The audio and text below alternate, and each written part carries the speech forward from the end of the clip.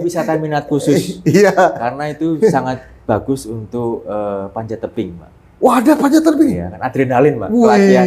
Nah, mungkin itu. Tapi saya udah kayak gini Pak, nggak bisa Pak. Mungkin anak-anak muda, Iya. kaum milenial Kalsel disuruh ke sana. Bapandiran santai. Assalamualaikum warahmatullahi wabarakatuh. Selamat bertemu kembali dengan saya Aulia Badar dalam acara Bapandiran Santai. Kita sudah banyak membuat podcast-podcast tentang aneka macam persoalan atau pembahasan. Yang sekarang ini pembahasannya juga tidak kalah menariknya. Karena ini yang kita bahas usianya sudah tahunan, bahkan ratusan juta tahun. Tahu gak apa itu? Itu adalah geopark. Geopark itu umurnya sudah lebih dari 180 juta tahun. Geopark kita, Geopark Meratus. Lokasinya ada di 9 kabupaten. Cukup luas. Ini merupakan warisan yang dimiliki Kalsel yang tiada tara. Makanya kita harus mempersiapkan atau merawatnya jadi suatu geopark yang menarik. Nah, sekarang ini ada narasumber kami yang bisa bercerita tentang geopark. Ya, ini adalah orang yang cukup pantas lah. Ya, dia dari Badan Geologi. Namanya siapa? Namanya adalah Pak Ruli. Selamat datang Pak Ruli. Apa kabar? Baik, terima kasih Pak. Sehat ya Pak ya? Alhamdulillah sehat Pak. Semangat Pak ya? Semangat. Covid kita lawan Pak ya? Betul. Ya, mudah-mudahan kita semua sehat Pak ya. Amin, amin. Ya, ini Pak Ruli. Belum lama ini, dalam beberapa hari yang lalu, berkunjung ke sejumlah ya Pak ya? Betul, 9 lokasi sejumlah Pak. lokasi ya Pak. Ya. Lokasi Geopark Meratus. Betul. Apa sih Pak yang Bapak lihat, yang Bapak kunjungi tempat-tempat tersebut? Menurut Bapak seperti apa tempat itu Pak? Baik Pak. Mungkin sebelum kesananya Pak, perkenalkan diri Bapak sebagai siapa Pak? Ya, silakan Pak. Baik, terima kasih Pak. Iya. Jadi mohon izin untuk memperkenalkan diri. Nama saya Ruli Setiawan. Saya dari Badan Geologi Kementerian Energi dan Sumber Daya Mineral. Dan kantor kami base-nya di Bandung, Pak. Gitu. Orang Bandung. Di Bandung, Pak. Kumaha, Tapi saya Pak? aslinya Kumaha Jawa, ya? Pak. Daramang? Daramang, Pak. Alhamdulillah Daramang. Jadi kami memang ada kegiatan, Pak, di sini ya selama beberapa hari ini, mungkin sekitar seminggu untuk mengunjungi beberapa lokasi yang ini oleh pemerintah Provinsi Kalimantan Selatan diusulkan sebagai suatu situs warisan geologi yang artinya nanti akan mendukung untuk Geopark Meratus ini, Pak. Dan kami sangat surprise, sangat senang karena dari perjalanan juga kami alhamdulillah kemarin lancar, kami melihat pemandangan yang sangat cukup bagus, yang eksotik seperti itu. Bagus ya Pak ya? Bagus Pak. Bagusnya di mana? Itu kan batu tuh Pak. Iya. Tidak hanya dari batunya Pak, mungkin karena kemarin yang kami lihat itu ada air terjun. Oh ada? Ada air terjun Pak kami kan mulai dari yang bagian utara Pak, dari Haratai paling apa jauh namanya? di Tabalong Pak, air Oh, terjun. Tabalong. Air Lano namanya. Air Lano? Air terjun Lano Pak. Waduh, Jadi saya itu belum kesana tuh, harus kesana Pak. Bagus ya? Bagus itu Pak, itu ada pemandangan. Itu tingginya berapa air terjunnya? Kira-kira 10-15 Oh meter. tinggi, lumayan tuh, Dan enak. trekkingnya juga kita melewati Jalan-jalan setapak apa gimana? Jalan setapak yang sudah disiapkan ya oleh pengelola di situ, dan itu mungkin salah satu nilai positifnya itu Pak. Jadi sudah ada pengelola di sana. Jadi tempat yang menarik untuk dikunjungi Pak ya. Dan exciting itu melelahkan apa enggak Pak tempat itu? Itu tidak terlalu jauh Pak, mungkin sekitar 400 meter kita berjalan kaki. Tapi kita selama perjalanan kita bisa melihat gemericik air yang jernih, pohon-pohon yang rindang. Jadi asik Pak. Ada adventure Pak. Adventure. Ada monyet juga Pak. Ada suasana monyet. Adventure itu Pak. Menarik itu. Ya silakan terus Pak. Jadi kemudian selanjutnya kami juga berkunjung ke suatu daerah yang namanya gua, ada Batu Kalaki, Batu Bini. Batu apa? Nama gua Batu Bini dan Batu Laki Pak. Batu Bini Laki? Iya itu katanya suami dulu, istri? Iya katanya dulu memang ceritanya gitu. Si bukit itu menyatu kemudian terpisahkan oleh Sungai Amandit Pak. Sungai Amandit. Jadi dia terpisah. Nah di sini ada sesuatu yang menarik menurut saya karena di situ ada sungai bawah tanah, air yang muncul dari gua seperti itu. Kemudian di dekat Batu Bini juga ada mata air panas Pak. Mata air panas? Betul, ada mata air panas. Bukannya kalau nggak salah yang mata air panas itu Tanuhi? Ada beberapa macam, Pak. Itu jadi ada tanuhi, ada hantakan, ada yang kemudian ada air panah di Batu Bini itu juga. Oh, jadi bukan satu itu aja ya? Tidak, Karena ada sekarang, beberapa tempat, Pak. Karena yang terkenal sekarang itu tanuhi aja satu, dan betul. yang lainnya belum terlalu ini. Ya, karena mungkin yang di Batu Bini masih alami, tapi menurut saya itu punya prospek yang bagus untuk sebagai wisata tempat wisata ya, Pak ya? Karena itu masih alami dan airnya biru. Berbeda dengan tanuhi. Kalau tanuhi kan airnya kan jernih, Pak. Jernih. Ini biru. Ini kebiruan. Wah, udah kayak Eropa ya, Pak. Betul. Karena mungkin dia terbentuknya mungkin dengan batu gamping ya. Nah, ada khasiatnya nggak, Pak, air panas itu? Mungkin bisa, Pak, karena ada sedikit kandungan belerang. Ada belerangnya ya? Ini mungkin bisa untuk, maaf ya, ini mungkin bisa untuk penyakit kulit atau apa. Mungkin perlu dicoba itu, Pak, perlu dites. Iya kan, kalau gambaran orang pergi ke air panas tuh kan, kayak di Bandung apa namanya? Di Bandung ada, di Cipanas ada, apa, di Ciater juga ada. Ciater. Nah, itu kan orang ke sana tuh, ke Ciater tuh biasanya untuk berendam, dan untuk terapi juga. Terapi misalnya kalau capek-capek bisa berendam, betul. Enak banget lah. Jadi capeknya cepet hilang. Jadi itu ada khasiatnya, Pak ya? Insya Allah. Oh, berarti saya harus ke sana tuh, Pak. Betul, biar segar saya ke sana. Dan mungkin juga satu lagi yang menarik di Batu Laki itu adalah karena bisa jadi satu jadi laki-laki gitu. Bukan, Pak. Pak, ya mungkin itu ada hubungannya, Pak. Itu wisata minat khusus. Iya. Karena itu sangat bagus untuk panjat tebing, Pak. Wah, ada panjat tebing? Iya, kan adrenalin, Pak. Latihan kan. Nah, mungkin itu. Tapi saya udah kayak gini, Pak, nggak bisa, Pak. Mungkin anak-anak muda, kaum milenial Kalsel disuruh ke sana, Pak ya. Betul, itu bisa jadi satu tempat yang bagus untuk event sebagai panjat tebing karena itu cukup. Dan beberapa kemarin kami informasi juga diskusi di lapangan memang pernah dulu diadakan suatu event dan mungkin dalam ke depan juga akan ada event-event seperti itu, Pak, karena cukup layak lah tempat. Harus itu, Pak, harus dibuat minat khusus ya, betul. Khusus seperti itu. Ya. Terus selain ke situ Bapak kemana lagi? Kemudian kami terakhir itu kemarin ke Kahung, Pak. Kahung, Kahung apa sih yang Bapak lihat di sana, Kahung? Nah ini, Pak, ini dari perjalanannya aja sudah cukup sangat menarik ya. Kita naik perahu ke Waduk Riam Kanan ke Desa Balangi. Oh, lewat Riam Kanan juga? Iya, betul, Pak. Jadi kita harus naik perahu dulu sampai desa, kemudian di desa kita lanjut pakai motor, Pak, motor trail. Ini sangat inilah adventuring sekali ini.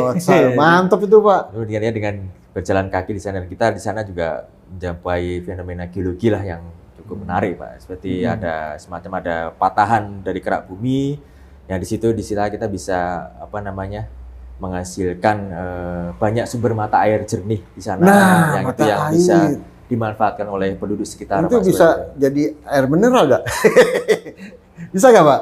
Bisa jadi, Pak. Mungkin kalau misalnya nanti, karena itu kan memang murni dari sumber mata air ya, yang sepertinya mudah-mudahan belum tercemari atau apa. Jadi kalau misalnya memang masih murni, itu saya yakin bisa jadi sumber. Tapi minimal mata air tersebut membuat masyarakat tidak kekurangan air, Pak. Betul, Pak. Ada sumber air yang terus-menerus keluar terus, Pak ya. Baik musim kemarau atau apa itu tidak. Karena kan ada wilayah kalau udah musim kering, ya, ada air. Ada air, Pak. Jadi kalau nggak ada air susah, Pak. Betul, Pak. Mau mandi susah kan. Kita kalau orang Indonesia kan sehari 2 kali mandi. Kecuali ada beberapa orang di luar negeri itu, Pak, yang wilayahnya dingin nggak mandi. Kalau kita memang 2 kali itu daerah tropis, Pak. Nah, itu, Pak, tempat-tempat itu jangkauannya, maksud saya itu wilayahnya masih bisa dijangkau dengan baik ataukah memang perlu ada kita keahlian khusus gitu, Pak, untuk mencapai tempat-tempat tersebut?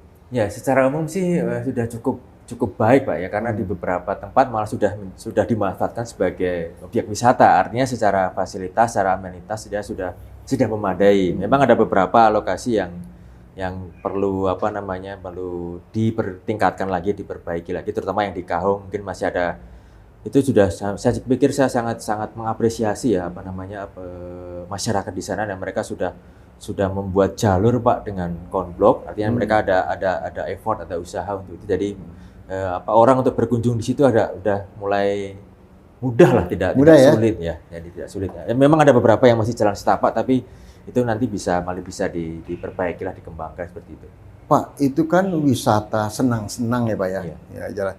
Tapi kan ada juga wisata ini mengenai wisata geowisata, ekspor wisata, itu penelitian. Itu sangat layak kan di tempat-tempat seperti itu, Pak? Kalau saya bilang Pak, Meratus ini salah satu laboratorium alam Pak. Laboratorium alam? Iya, betul. Laboratorium kan sekarang kita pikir tuh di ruangan. Hanya di ruangan Pak, tapi ini alam Pak. Kenapa Pak bisa bicara seperti itu? Artinya begini Pak, saya mungkin sedikit maaf ini sedikit bicara apa Pak? ilmiah ini Pak, dikit. Geologi, ya dikit aja dikit. Jadi ya kalau kita melihat itu ya Indonesia ini kan secara geologi kan kompleks Pak. Jadi kita ada beberapa lempeng yang bergerak. Nah di sini si Pegunungan Meratus ini dari prosesnya ini dia memiliki bukti-bukti bahwa pernah terjadi tumbukan antar lempeng benua, tumbukan antara lempeng samudra dengan benua itu kurang lebih sejak 200 juta tahun lalu. 200 ya, tua banget ya. Ini memang Meratus ini salah satu kawasan ya, lokasi yang di Indonesia yang untuk mempelajari sejarah bumi Indonesia itu yang salah satunya yang ideal dari Meratus Pak. Jadi cuma satu-satunya? Ada beberapa, tetapi dari kisaran waktunya Meratus yang paling tua. Paling tua ya? Betul. Jadi di sini sangat cocok untuk sebagai laboratorium alam, sebagai para ahli kebumian untuk meneliti, mengeksplor lagi bagaimana sejarah bumi yang ada di Meratus ini, Pak. Karena memang dari bukti-bukti istilahnya fosil-fosilnya ini itu sangat menarik untuk diteliti Jadi bisa dikatakan orang mau mengetahui tentang Kalimantan Selatan bisa lewat Geopark ini. Betul, Pak. Cerita zaman mungkin Bapak dari yang sudah Bapak lihat apa yang bisa Bapak ceritakan itu? Kalsel dulunya Kalimantan Selatan itu seperti apa dulu? Ya dulu saya memang sebelumnya saya juga pernah mungkin Kalimantan keseluruhan ya mungkin. Iya, memang dulu tuh Kalimantan ini memang dulu tuh semacam lempeng-lempeng benua Pak yang saling bertemu, saling bertabrakan, bertumbukan. Nah, inilah yang menyebabkan terbentuknya batuan. Terbentuknya mineral-mineral di sini yang khas seperti intan, kemudian chromite seperti itu. Itu kan juga anak proses geologi yang khusus Pak. Jadi ini kita bisa alhamdulillah itu bisa kita jumpai di Meratus ini di Kalimantan Selatan ini, dan juga yang tidak kalah penting proses geologi ini juga menyebabkan Meratus juga punya sumber daya Pak seperti batu bara, minyak dan sebagainya. Jadi artinya itu batu bara juga akibat dari Geopark. Itu kami ada satu lokasi di Pulau Laut yang itu ada suatu lokasi yang menurut kami itu di sana ada batu bara yang terbentuknya kurang lebih sekitar 50 juta tahun yang lalu, Pak. Itu juga salah satu juga batu bara yang tua di Indonesia seperti itu. Dan di situ batu baranya juga memiliki karakteristik yang khusus gitu, yang khas. Jadi saya pikir itu menjadi suatu laboratorium alam, destinasi wisata khusus, wisata edukasi yang bisa untuk agar masyarakat tuh tahu bahwa sejarah buminya dulu seperti ini.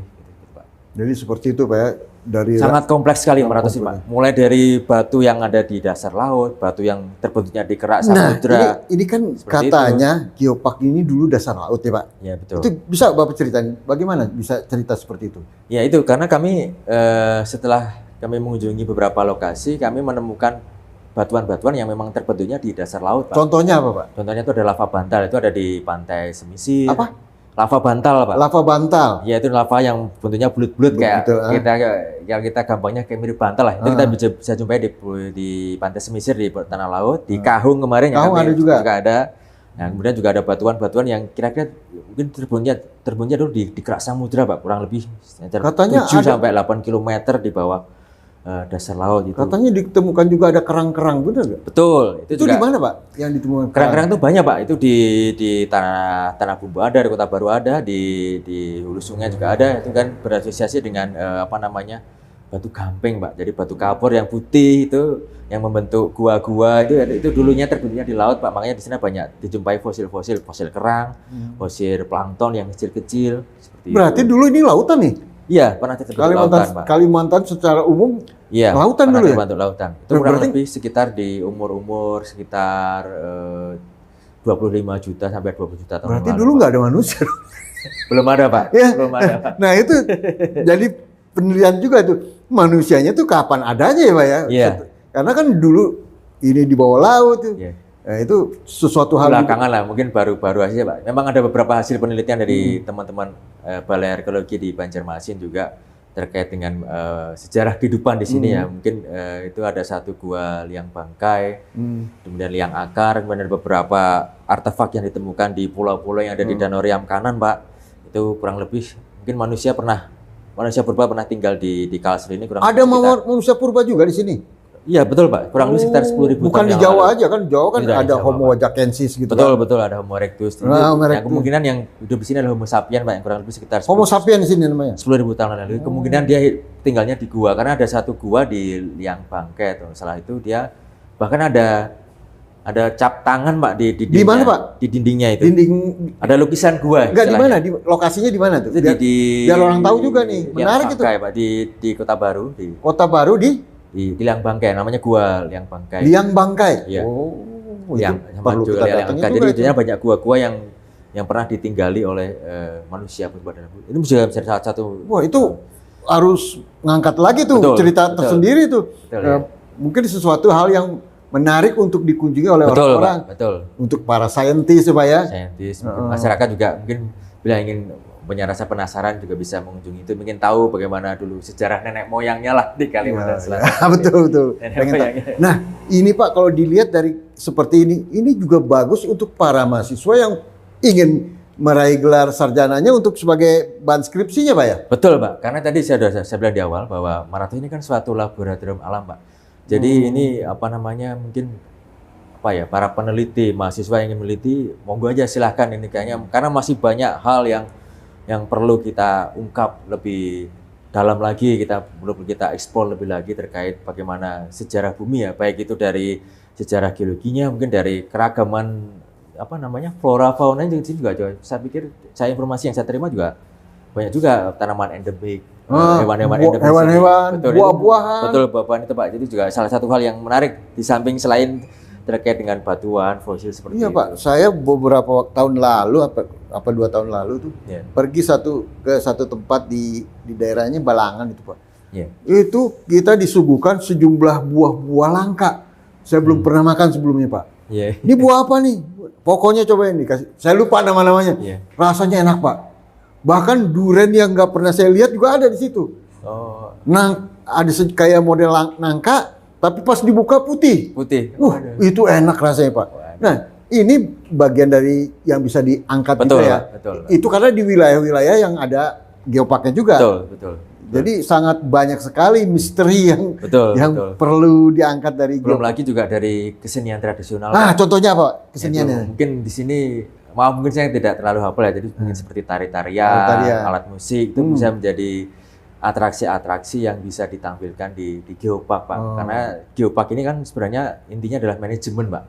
Pengelolaan. Jadi tidak hanya terkait dengan warisan geologi, warisan buminya, juga ada korelasinya dengan budaya dan flora dan fauna. Dengan Jadi masyarakatnya juga ya. beda dengan masyarakat setempat. Dan kemarin sempat saya juga ketemu dengan Bapak Kepala Dinas yang di mana itu saya lupa, itu juga katanya juga ada beberapa kesenian tradisional yang cukup terkenal di sana, itu bisa ditampilkan, bisa menjadi suatu atraksi tersendiri untuk menarik para Jadi menjadi daya tarik sendiri kalau orang berkunjung ke geopark tuh ada sesuatu yang Ya, lain jadi yang tidak didapat di tempat lain. Betul ya? Pak, jadi selain wisata melihat alamnya, ada budayanya, dan mungkin tadi kalau misalnya ada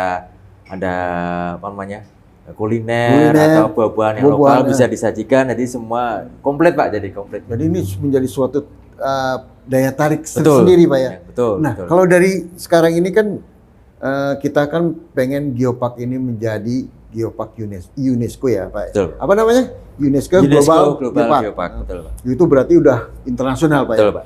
Nah, ini masyarakat juga perlu dikasih informasi yang jelas Pak. Iya. Apa sih sebenarnya itu UNESCO Global Geopark? Karena mereka juga mikir, wah kalau nanti udah gini kita gimana? Ada kekhawatiran dari masyarakat itu. Bagaimana menurut pandangan Bapak?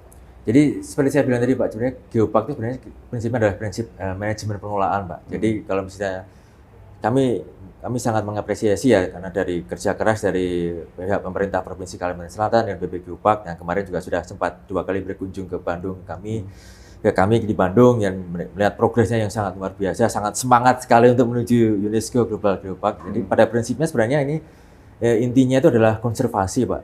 Dan satu konservasi, yang kedua adalah pemberdayaan masyarakat. Nah, itu seperti apa yang harus jadi dilakukan? masyarakat tidak perlu khawatir, Pak. Jadi karena di dalam ada tuh Pak omongan, waduh nanti kita gimana nih, kita malah nggak boleh ke situ, kita terbuang nanti gimana? Justru gerobak karena itu adalah konsep manajemen, artinya di sini manajemennya itu adalah masyarakat sendiri ya, masyarakat yang mendiami daerah sekitar lokasi yang menjadi di geoset itu, Pak. Jadi mereka akan mengelola lokasi itu, misalnya dimanfaatkan sebagai wisata atau sebagai tempat untuk pendidikan, penelitian, sebagai laboratorium alam, itu silahkan saja. Mungkin dibalik Pak, bahwa geopark kalau sudah menjadi UNESCO yang diuntungkan masyarakat. Betul. Misalnya itu kan nanti akan tumbuh menjadi kawasan yang banyak dikunjungi. Artinya kan ekonomi juga akan tumbuh di situ, masyarakat bisa menyiapkan fasilitas yang di situ untuk berjualan atau menampilkan atraksi-atraksi tadi, Pak. Jadi seperti itu bisa membantu. Dan yang penting mungkin di sini nanti juga ada kolaborasi dengan pihak pemerintah provinsi maupun BP Geopark. Artinya kan kalau sudah menjadi geoset itu masyarakat mengelola, tetapi juga masyarakat juga mengawal, Pak. Mengawal para pengunjung yang datang, artinya dia juga bisa berperan sebagai pemandu. Artinya bisa menceritakan jadi bisa dikatakan justru geopark ini menjadi bagus itu peran masyarakat. Betul. Karena dia yang nomor satu di depan. Betul. Mereka juga harus menjadi penjaganya, pengurusnya juga, pemandunya juga. Jadi geopark dapat terjaga ya, Pak ya? Betul. Jadi seperti itu, Pak, konsep dari geopark adalah konsep pengelolaan yang berbasis pada masyarakat setempat. Jadi masyarakat tak perlu khawatir. Tidak perlu khawatir. Malah diuntungkan. Insya Allah. Bahkan keberadaan masyarakat kita inginkan lebih kuat lagi. Betul. Jadi harapan saya juga itu ada kolaborasi yang kuat antara pemerintah provinsi, pemerintah daerah, dan BP Geopark dengan kelompok-kelompok masyarakat. Artinya biar dalam pengelolaannya juga lebih baik. Kemudian nanti bisa pemerintah provinsi melalui BP Geopark bisa juga membantu dalam menyiapkan fasilitas pendukung, misalnya seperti adanya panel informasi, kios informasi. Jadi itu juga akan menambah daya tarik pengunjung di situ juga seperti itu, Pak. Jadi masyarakat juga bisa berperan untuk nanti menjelaskan sebagai pemandu. Oh, ini ya dulu cerita daerah sini seperti ini, kita bisa melihat apa aja di situ seperti itu. Berarti ada pelatihan buat masyarakat. Betul. Pelatihannya apa saya, Pak? Selain tadi Bapak bilang pelatihan jadi guide, pelatihan apa lagi? Mungkin pelatihan bagaimana merawatnya juga ada. Betul. Ya lebih baik seperti itu, Pak. Bagaimana merawat lokasi itu, bagaimana kita menyiapkan untuk safety-nya, karena beberapa ini kan juga langsung berhubungan dengan alam, kan kita harus juga menjaga keselamatan, keamanan pengunjung juga, Pak. Jadi mungkin juga perlu ada latihan semacam itu, Pak. Latihan dalam manajemen pengelolaannya. Jadi cukup banyaklah hal yang bisa diperoleh lah di situ, Pak. Itu. Pak, kalau dari pihak luar, tanggapannya terhadap Geopark Meratus ini seperti apa, Pak? Dari pihak luar negeri itu? Saya pikir karena Meratus ini sebagai suatu laboratorium alam itu cukup banyak, Pak, peneliti yang sangat, tidak hanya peneliti asing ya, peneliti dari dalam negeri juga, ahli kebumian juga sangat tertarik untuk meneliti di Meratus ini, Pak. Dan kita bisa kita lacak dari beberapa publikasi, Pak, publikasi dari jurnal-jurnal itu banyak juga jurnal-jurnal yang ditulis oleh peneliti asing maupun peneliti dari Indonesia. Dan ini menandakan bahwa Meratus sudah menjadi merupakan salah satu kawasan yang menjadi daya tarik untuk riset atau penelitian, tidak hanya untuk wisatanya saja. Jadi sudah menurut saya sudah cukup komprehensif, cukup kompleks ya. Dari potensi yang ada di Meratus ini, Pak, ada bisa jadi laboratorium alam untuk pusat penelitian, pendidikan, bisa mungkin nanti mahasiswa ilmu kebumian mereka berkunjung ke Meratus untuk ekskursi ya. Iya, betul. Karena dari sini kan ada bukti sejarah geologi 200 juta tahun lalu yang mungkin tidak dijumpai di tempat lain. Nah, ada batuan kerak samudra yang sudah muncul di permukaan. Ada mata air panah, itu kan juga nanti bisa, Pak. Yang bisa untuk awet muda.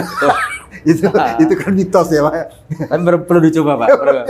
Siapa tahu ada yang berhasil, Pak. Saya kemarin belum sempat nyoba, maksudnya.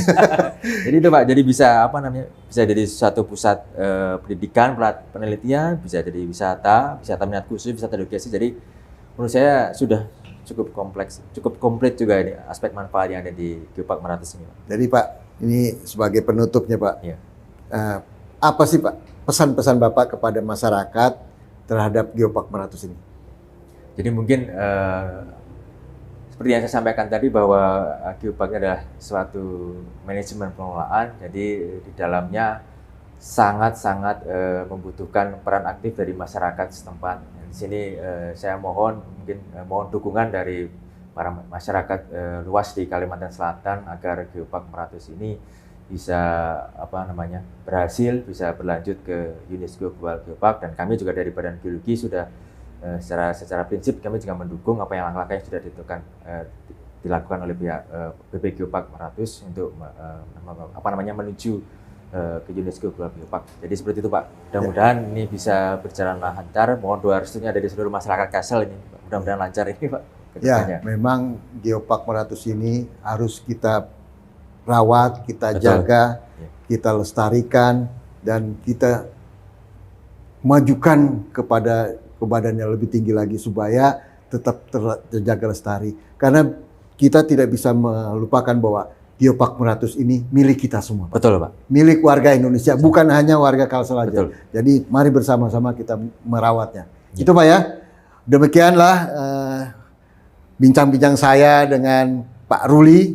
Ya luar biasa ini, banyak penjelasannya. Dan dia mengajak supaya teman-teman juga berkunjung ke Geopark Meratus. Karena banyak sekali yang bisa kita lihat di sana. Ada keindahan alam dan ada yang lain-lainnya. Demikianlah, terima kasih. Assalamualaikum warahmatullahi wabarakatuh. Waalaikumsalam.